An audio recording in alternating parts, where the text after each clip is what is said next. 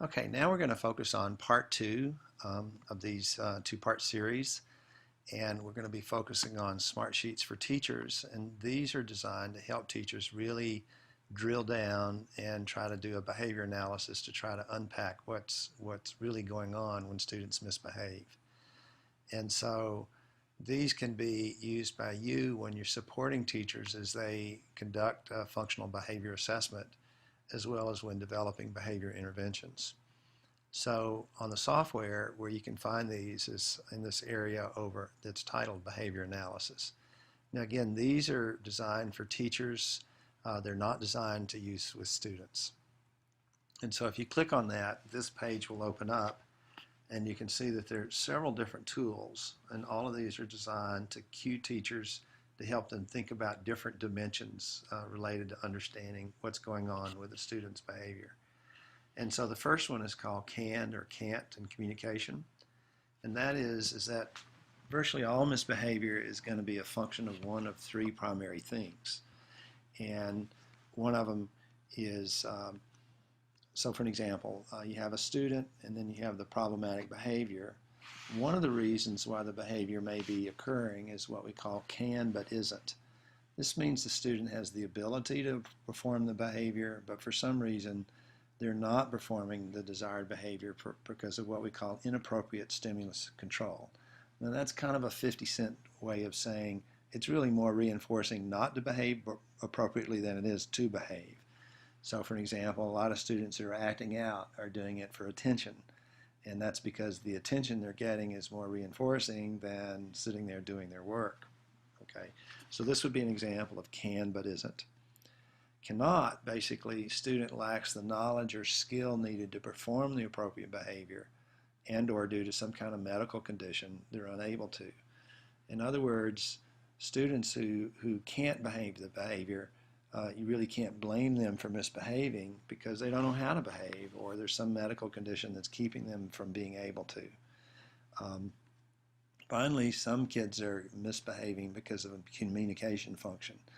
In other words, they're behaving in an inappropriate way because they're trying to communicate that something's really wrong in their life. Okay, and so the trick is to figuring out which is which. Now, often it's never one or the other, but a combination of the others.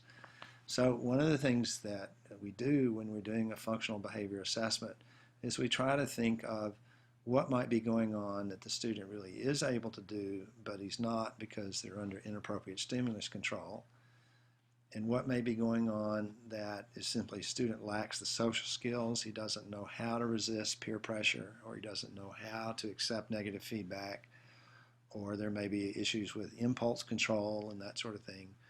Or the student may be misbehaving because something terribly is wrong. So for an example, they're terribly frustrated that work is too hard and they've just had enough, and so they start acting out to try to let you know that because they lack the language for expressing it more appropriately. So here's an example for Tara. The teacher makes verbally threats to physically harm others, and of course that's pretty much against the rules. And so one thing we can do is simply punish that behavior. But another thing is we can actually try to analyze it a little bit to try to get a sense of what's going on, of why she's making those threats. So under can but isn't, she may be gaining negative attention because she sees that they're afraid of her, and she feels more powerful by making other people afraid. Okay. An example of cannot is that there may be a brain problem that's controlling impulsivity, and it could be she just doesn't know more appropriate ways to cope when she gets frustrated. Okay, so that's the inability or associated with the possible inability associated with a problem. Likewise, a communication function may be she may be communicating that somebody is abusing or threatening her, and that's her way of letting other people know by physically threatening other people. So it's hard to tell, but it's important to sort of analyze it from each of these different perspectives. Another pretty cool tool is called ABC analysis. And the way this works is that we'll identify a student in a particular behavior, and we're going to look at the antecedents that preceded the behavior, what the actual behavior was, their critical features, and what the consequences of the behavior are that might be reinforcing it. And so we have a student. So antecedents are events prior to the problematic behavior that may have triggered the problem. These are the critical features of the behavior itself. And these are things that may be reinforcing or increasing the likelihood that the behavior is going to occur again. And so what's important to understand about this? So here's an example of that. We'll take James. So antecedents, an example is students is working on their assigned cooperative groups, and the group leader is reviewing each member's task to see if it's been completed independently. The behavior is James jumped out of his chair and yelled at the group and walked out of the classroom. The group leader went after James and told him that he could have a different assignment if he thought his was too difficult, and James came back in the room and sat with the group, but he sat with his arms crossed and wouldn't interact with his team for the remainder of the class. Consequences is that James' behavior is being reinforced by the attention he got from his peers when they reacted to his behavior. Another thing that might be reinforcing it is he got reinforced when his assignment was modified so it would be easier. So he learns if he throws a little fit, he won't have to do his work or as much of it. And another thing that might be reinforcing is that he's learned that he can intimidate others with his behavior. So what's important to understand about this? James has learned to use his negative behavior in order to get what he wants, okay? And so that behavior can be more dangerous as it escalates and as it's continually reinforced. So the point is that when we're using a tool like this, what we want to do is try to figure out what are the antecedents that might be triggering the behavior, what the actual behavior was, and what might be reinforcing it. Because if you don't know that, it's very difficult to come up with an effective behavior intervention plan. Likewise, we can take those antecedents and kind of drill down on them a little bit, because there are always going to be overt antecedents, which are observable events, and there may be covert antecedents, which are not so observable. So you have a student, you have the problematic behavior, and the overt antecedents are observable events prior to the problem that may have triggered it. And covert antecedents is what the student may have been thinking or feeling that might have triggered the behavior. And then you have implications of that. Likewise, there's certain things that may serve as antecedents at school. So we'll take a look at some of those. So for an example, time. How might the time of day be contributing to triggering the behavior? Is there a time of day pattern?